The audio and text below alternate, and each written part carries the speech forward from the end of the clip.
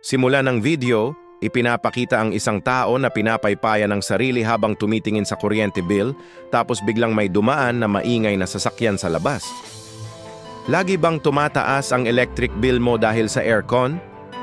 O di kaya, hindi ka makapag-focus o makatulog dahil sa ingay sa labas? Alam mo ba na baka ang mga bintana mo ang may problema? Kung oo, baka oras na para i-consider ang double-glazed windows. Ano ba to? Imagine mo, dalawang glass panes na may space sa gitna. Ang simpleng design na to ay may malaking epekto. Una, dahil sa extra insulation, hindi basta-basta nakakapasok ang init, kaya mas malamig ang kwarto mo.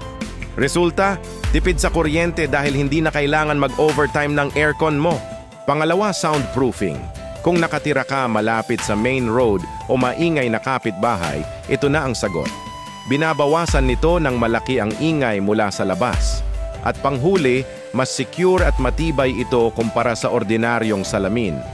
Medyo malaki ang investment sa simula, pero isipin mo ang matitipid mo sa kuryente at ang peace of mind na makukuha mo long term. Sulit. Diba?